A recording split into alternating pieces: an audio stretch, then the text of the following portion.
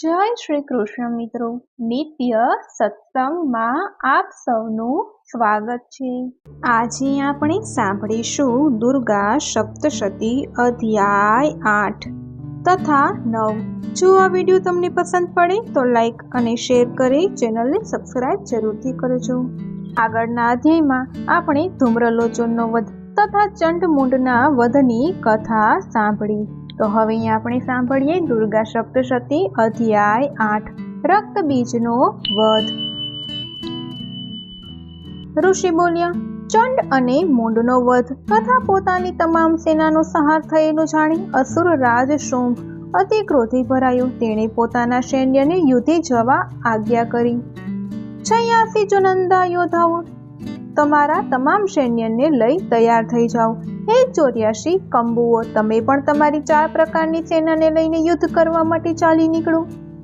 હે મારા 50 કોટી વીર્ય કુળના ને ધામ્ર કુળના વીર સેનાપતિઓ, તમે પણ કૂચ કરો। કાળકા, દ્રોહદ, મૌર્ય, કાલકેય, તમે પણ તૈયાર થાવ અને યુદ્ધ માટે નીકળી પડો। આમ સર્વેને આજ્ઞા કરી સહસ્ત્રો ગણી સેનાને લઈ શુંભ યુદ્ધ કરવા માટે રવાના થયો।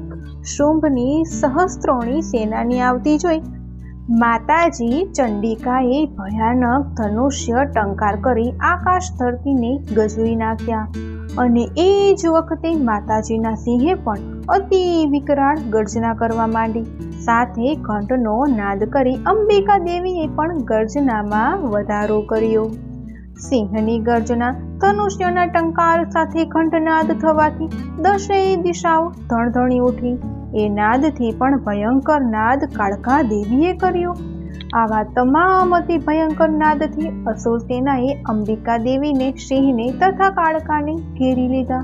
હે રાજન, આ સમયે દૈત્યોનો નાશ કરવા અને દેવતાઓના કલ્યાણ અર્થે બ્રહ્મા, સદાશિવ, કાર્તિકેય, વિષ્ણુ તથા ઇન્દ્ર વગેરે દેવતાઓના શરીરમાંથી અતિ પરાક્રમી અને બળવાન શક્તિઓ ઉત્પન્ન થઈ અને તેમના સ્વરૂપે જ ચંડિકા દેવી સમીપ ગઈ। જે દેવતાઓના જેવા રૂપ, ભૂષણ અને વાહન ધારણ કરીને તે દેવોની શક્તિઓ દૈત્ય સાથે યુદ્ધ કરવા તત્પર થઈ। સૌ પહેલા હંસવાળા વિમાનમાં અગ્રસ્થાને બેઠેલા તેમજ હાથમાં અક્ષમાળા અને કમંડળધારી બ્રહ્મની શક્તિમાંથી પ્રગટ થયા તેને બ્રહ્માણી કહેવામાં આવ્યા।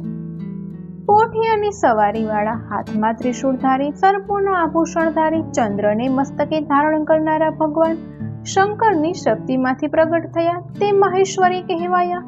કાર્તિકેયના શક્તિ મયુર ઉપર સવારી કરેલા અને હાથમાં શક્તિધારી અસુરો સાથે યુદ્ધ કરવા આવ્યા। વિષ્ણુના શક્તિ ગરુડ સવારી કરી ચક્ર, ગદા, ધનુષ, ખડગ લઈ યુદ્ધ કરવા આવ્યા।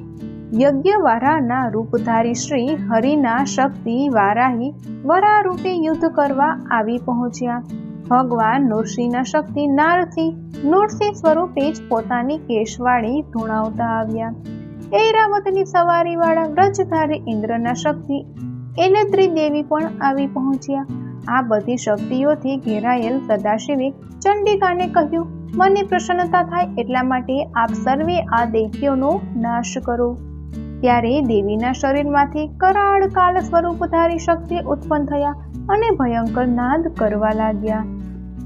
એ અપરાજિતા દેવી ધુમાડા જેવી છટાવાળા ભોળાનાથને કહેવા લાગ્યા, હે દેવ, તમે દૂત બની શુંભ તથા નિશુંભ પાસે જાઓ અને એ ગર્વિષ્ઠ શુંભ નિશુંભને બીજા દૈત્યોને યુદ્ધ કરવા આવ્યા છે તેને જઈને કહો કે, હે અસુરો, તમે જો જીવવા ઈચ્છતા હો તો પાતાળમાં જતા રહો। તેથી ઇન્દ્રને ત્રિલોકનું રાજ્ય મળે અને દેવોને યજ્ઞ ભાગ મળે। જો તમે તમારા બળવાન અભિમાનમાં યુદ્ધ કરવા ઈચ્છા રાખતા હોય તો મારી સાથેની આ તમામ શક્તિઓ તમારા રુધિરમાસ આરોગી તૃપ્ત થશે। આમ શિવજીને દૂતનું કામ સોંપ્યું, તેથી આ દેવી શિવદૂતી નામથી ખ્યાતિ પામ્યા। શિવજીના મુખેથી સંદેશ સાંભળતા જ રાક્ષસો ક્રોધમાં આવી જઈ કાત્યાયની દેવી જ્યાં ઊભા હતા ત્યાં ઘસી આવ્યા અને આવતાની સાથે જ દેવી ઉપર શસ્ત્રોનો પ્રહાર કરવા લાગ્યા। બાણ, શક્તિ, વૃષ્ટિ વગેરે આયુધોનો વરસાદ વરસાવી દેવીને ઢાંકી દીધા। તો દેવીએ ધનુષનો ટંકાર કર્યો અને અસુરોના બાણો, શૂળો, શક્તિઓ, વર્ષો અને પોતાના બાણો વડે પલક માત્રમાં છેદી નાખ્યા। આ બાજુ કાલિકા દેવી પણ રાક્ષસોને શૂલના પ્રહારથી અને ખડ્ગવાગથી છૂંદતા યુદ્ધમાં ઘૂમી રહ્યા હતા. મા બ્રહ્માણી પણ અસુર સેનામાં દોડતા જ્યાં જ્યાં કમંડળનું પાણી છાંટતા ત્યાં ત્યાં અસુરોના બળ અને પરાક્રમ લુપ્ત થઈ જતા હતા. મહેશ્વરી પણ ત્રિશૂળથી, વૈષ્ણવી ચક્રથી અને ક્રોધે ભરાયેલા ક્રોમરી શક્તિથી રાક્ષસોનો નાશ કરવા લાગ્યા. આનંદરી દેવીએ પોતાના વ્રજ પ્રહારોથી સેંકડો અસુરોને લોહી નીગળતા કરી નાખ્યા. વારાહીએ મુખ પ્રહારથી કેટલાય રાક્ષસોને રહેસી નાખ્યા. કેટલાયની છાતી પોતાની દાઢીથી ચીરી નાખી. ચક્ર વડે કેટલાયને કાપી નાખ્યા. નાગસી દેવીએ રાક્ષસોને પોતાના નખ વડે કાપી નાખ્યા અને ભક્ષણ કરતા ગર્જના કરી દિશાઓ ગજાવતા યુદ્ધભૂમિમાં ઘૂમવા લાગ્યા. શિવદૂતીના ભયંકર હાસ્યથી કેટલાક રાક્ષસો ધરતી ઉપર ગબડી પડ્યા. શિવદૂતી તેમનું ભક્ષણ કરવા લાગ્યા. ક્રોધી ભરાયેલા શક્તિઓએ જુદા જુદા શસ્ત્રોથી અસુરોનો ધાણ કાઢી નાખ્યો. તેથી બાકી રહેલા અસુર સેના નાસભાગ કરવા લાગી. શક્તિઓના મારથી ત્રાસ પામેલા રાક્ષસો નાસભાગ કરવા લાગ્યા. આ જોઈ રક્તબીજ નામનો રાક્ષસ ક્રોધે કરી શક્તિઓ સામે યુદ્ધ કરવા આવ્યો. આ રક્તબીજને એવું વરદાન હતું કે તેનું એક લોહીનું ટીપું જો ધરતી પર પડે તો તેમાંથી એક રાક્ષસ ઉત્પન્ન થાય. આ મહાઅસુર હાથમાં ગદા લઈ ઐન્દ્રી દેવી સામે યુદ્ધ કરવા લાગ્યો. ઐન્દ્રી દેવીએ પોતાની પાસે રહેલા વ્રજરથથી પ્રહાર કર્યો. ઐન્દ્રી દેવીના વ્રજ આઘાતથી રક્તબીજનું લોહી જ્યાં ભૂમિ પર પડ્યું કે તેમાંથી તેના જેવા રાક્ષસો ઉત્પન્ન થયા. તેના શરીરમાંથી લોહીના જેટલા ટીપા ભૂમિ ઉપર પડ્યા એટલા રાક્ષસો ઉત્પન્ન થયા. લોહી બુંદમાંથી ઉત્પન્ન થયેલા રાક્ષસો પણ ભયાનક શસ્ત્રો લઈ શક્તિઓ સામે યુદ્ધ કરવા લાગ્યા. ફરી એકવાર ઐન્દ્રી દેવીના પ્રહારથી રક્તબીજનું મસ્તક કપાયું ને લોહીના ધોધથી અસંખ્ય યોદ્ધાઓ ઉત્પન્ન થયા. વૈષ્ણવી દેવીએ ચક્રથી અને ઐન્દ્રી દેવીએ ગદાથી રક્તબીજને ઘાયલ કર્યું. વૈષ્ણવી દેવીના ચક્રથી ઘાયલ થયેલા રક્તબીજનું લોહી જમીન પર પડવાથી તેમાંથી હજારોની સંખ્યામાં દૈત્યો ઉત્પન્ન થયા અને તેથી જગત આખામાં તેઓ ફેલાઈ ગયા. કૌમારી દેવી શક્તિથી, વારાહી તલવારથી અને મહેશ્વરી ત્રિશૂળથી રક્તબીજને મારવા લાગ્યા. સામે રક્તબીજ પણ ક્રોધમાં આવી ગયો ને સર્વ શક્તિઓની સાથે ગદાથી યુદ્ધ કરવા લાગ્યો.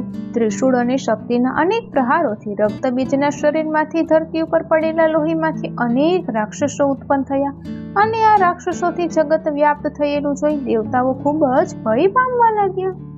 આમ દેવોને દુઃખી થયેલા જોઈ ચંડિકા દેવી એકદમ તેમની પાસે આવી ખડખડાટ હાસ્ય કરવા લાગ્યા ને દેવોને અભય વચન આપી કાલિકા દેવીને કહેવા લાગ્યા, હે ચામુંડે, આપના મુખનો વિસ્તાર વધારો.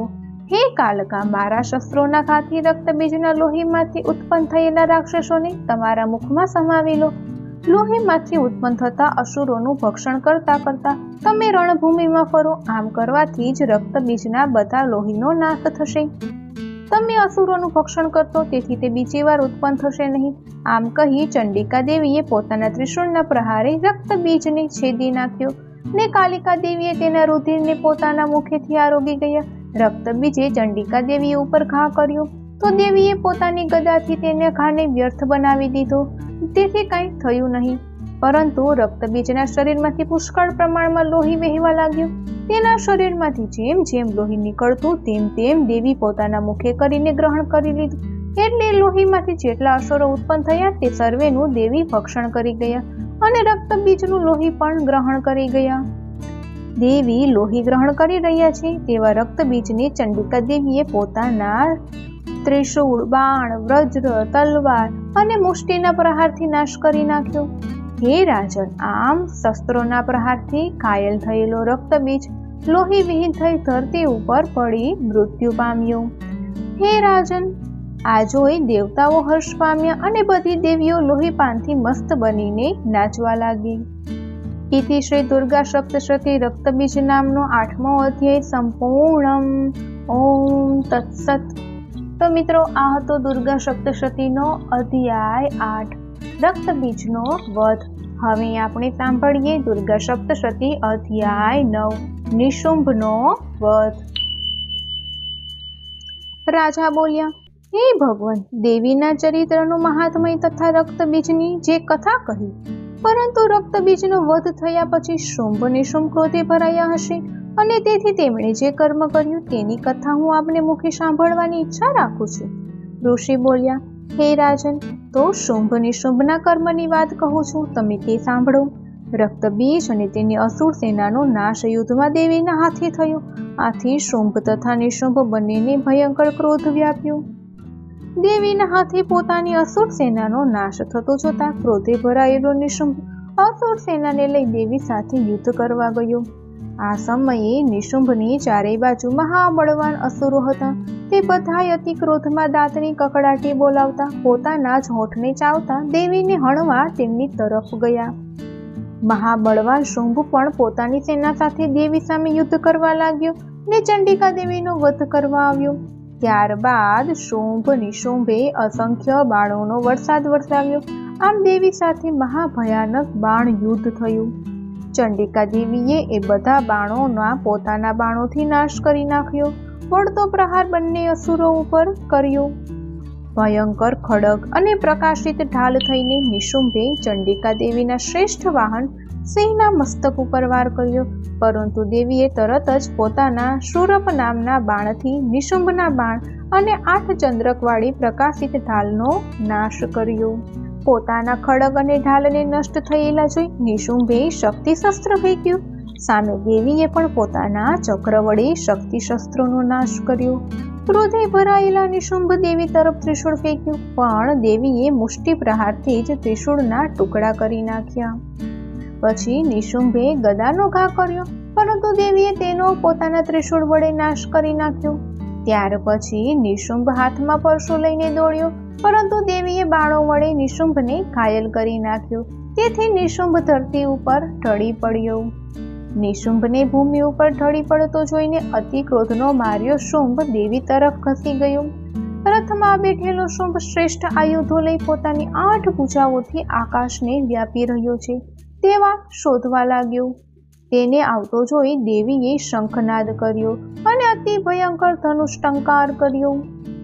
રાક્ષસ સેનાના તેજને ક્ષીણ કરવા તેમજ ઉત્સાહને ખતમ કરનારા એવા શંખનાદથી 10 દિશાઓ ગાજવા લાગી.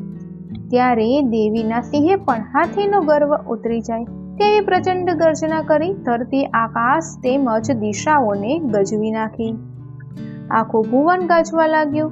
ત્યાર પછી કાલિકાએ આકાશમાં છલાંગ લગાવી પોતાના બાહુઓથી આકાશ અને પૃથ્વીને થાપટ મારતા જે અવાજ થયો તે અવાજે શંખનાદોને ઢાંકી દીધા. ચંડિકાના શરીરમાંથી ઉત્પન્ન થયેલા શિવદૂતીના રાક્ષસોને ભય લાગે તેવા અટ્ટહાસ્યથી રાક્ષસોને ત્રાસ થયો તેમજ શુંભ ક્રોધે ભરાયો. એ જ સમયે દેવીએ શુંભને, હે દુરાત્મા, ઊભો રહી જાય છે ક્યાં? હવે તારો નાશ હું કરીશ. આવું દેવી બોલ્યા કે આકાશમાં રહેલા દેવો બોલ્યા, દેવીનો જય થાવ, જય થાવ. ત્યારે શુંભે અગ્નિથી પણ વિશેષ ભયંકર એવું શક્તિ અસ્ત્ર દેવી સામે ફેંક્યું. આવતી શક્તિને જોઈ દેવીએ મહાઉલ્કા નામની શક્તિથી આવતી શક્તિના ટુકડા કરી નાખ્યા. શુંભે પોતાના શસ્ત્રના આમ ટુકડા થયેલા જોઈ સિંહ ગર્જના જેવી ગર્જના કરી તેથી 3 લોક ધ્રુજી ગયા. પરંતુ ઉલ્કાથી શક્તિના ઘર્ષણનો જે નાદ ઉઠ્યો તેણે શુંભની ગર્જનાને ઢાંકી દીધી. દેવીએ શુંભના અને શુંભે દેવીના બાણોના સામસામા અસંખ્ય ટુકડા કરી નાખ્યા. એટલે ક્રોધમાં આવી જઈ દેવીએ પોતાના ત્રિશૂળથી શુંભને ઘાયલ કર્યો. શુંભ મૂર્છિત થઈ ધરતી ઉપર ઢળી પડ્યો. એટલામાં નિશુંભ હોશમાં આવતા તેણે ધનુષ્યથી બાણોની વર્ષાથી કાલિકા દેવીના સિંહને ઘાયલ કર્યો. પછી નિશુંભે પોતાની માયા વડે 10,000 હાથ ઉત્પન્ન કર્યા અને તેના વડે ચક્રો ફેંકી દેવીને ઢાંકી દીધા. તો એ ચક્રોને દુર્ગા દેવીએ ક્રોધિત થઈ પોતાના ચક્રથી છેદી નાખ્યા. એ જોઈ નિશુંભ પોતાની સેના સાથે ગદા લઈ દેવીને હણવા દોડ્યો. નિશુંભને આવતો જોઈ ચંડિકાએ અત્યંત જ તેજ એવા પોતાના ખડગનો પ્રહાર કરી તેની ગદાને ભેદી નાખી. તો તરત જ નિશુંભે ત્રિશૂળ ઉગામ્યું. નિશુંભને ત્રિશૂળ લઈ આવતો જોઈ ચંડિકાએ પોતાના ત્રિશૂળ વડે તેનું હૃદય વીંધી નાખ્યું. ત્રિશૂળથી વિંધાયેલા નિશુંભની છાતીમાંથી બીજો અતિ બળવાન દૈત્ય ઊભા રહો, ઊભા રહો એમ બોલતા ઉત્પન્ન થયો. આ દૈત્ય ઉત્પન્ન થાય તે પહેલા જ દેવીએ અટ્ટહાસ્ય કરી ખડગથી તેનું મસ્તક છેદી નાખ્યું. તરત જ તે ધરતી ઉપર ઢળી પડ્યો. દેવીનો સિંહ અસુરનું ભક્ષણ કરવા લાગ્યો. કાલિકા અને શિવદૂતી પણ બીજા રાક્ષસોનું ભક્ષણ કરવા લાગ્યા. બાકી રહેલી અસુર સેનામાંથી કેટલાક કૌમારી દેવીના શક્તિ અસ્ત્રથી તો કેટલાક બ્રહ્માણી દેવીના મંત્ર જળથી નાશ પામ્યા. કેટલાક માહેશ્વરીના ત્રિશૂળથી, કેટલાક વારાહી દેવીના શક્તિ પ્રહારથી નાશ પામ્યા. કેટલાક વૈષ્ણવી દેવીના ચક્રથી તો કેટલાક ઐન્દ્રી દેવીના વજ્ર વડે નાશ પામ્યા. આમ કેટલાક નાશ પામ્યા, કેટલાક નાશી ગયા તો કેટલાક કાલી શિવદૂતી તથા સિંહનું ભક્ષણ થયા. ઇતિ શ્રી દુર્ગા સપ્તશતી નિશુંભ વધ નામનો 9મો અધ્યાય સંપૂર્ણમ. ઓમ તત્સત. તો મિત્રો, આ હતો દુર્ગા અષ્ટમીનો અધ્યાય 9, નિશુંભનો વધ. જો આ માહિતી તમને પસંદ પડી હોય તો વિડીયોને લાઈક અને શેર કરી ચેનલને સબસ્ક્રાઇબ જરૂરથી કરજો. જય શ્રી કૃષ્ણ.